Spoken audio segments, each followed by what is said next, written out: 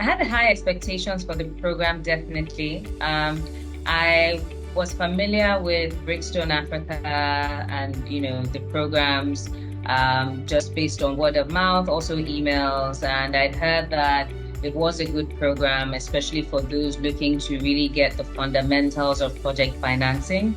And I've done project financing in my practice. A lot more of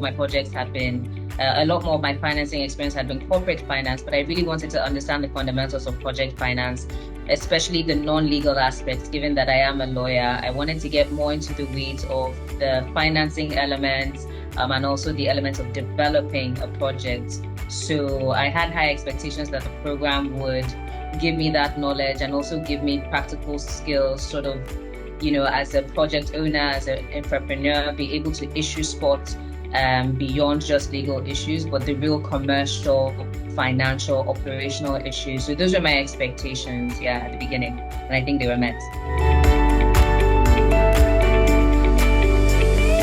So I think first of all, planning.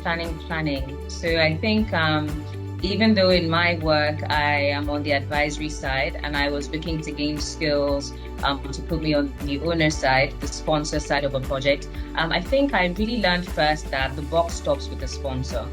And as a project entrepreneur, as we coined the term in the program, you really need to think about the different elements of risk in your project from the get-go and how to properly allocate those to the parties that are best suited to bear them. You need to understand that from the concept stage, you really have to be thinking about bankability. And bankability is not feasibility. Bankability really refers to the ability of a project to generate predictable cash flows, right, that will service the debts that you've taken out to build the project. And also knowing that you can deliver the project on time, turnkey. That's really what your lenders and financiers are looking for, and other investors that you bring in alongside you as the project sponsor. So feasibility really is talking about, an idea that could work given the market, but bankability really gets into the weed of the numbers. What's the cash flow? Is this project going to make money?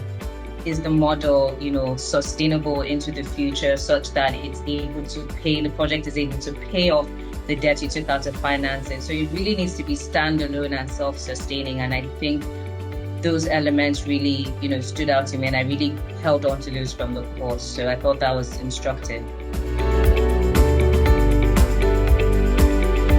Good question. I think I would say, first of all, if you're new to finance concepts, it may be a little tough for you because the course does assume a basic knowledge of sort of at least, different kinds of finance broadly, and then delves into project finance. So I would say maybe just do some light reading just around finance, what project finance typically is, but expect that when you come into the course, you're really coming with your pen and your paper to, take notes on what it is you are learning from the course, because it will really expose you. There's a breadth of content available to you through the courses, through the assignments, through the case studies that you work on, in your own time.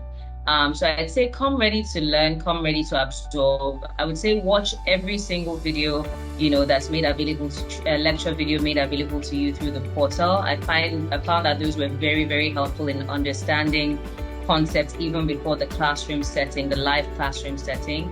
And so I came into the classroom better prepared to engage with, the instructor, with my course mates, because I had read the material, because I had thought through, the case studies. So treat it like any course for which, you should put in the adequate prep time before you come to the classroom. I think that's the way you get the best value out of the course.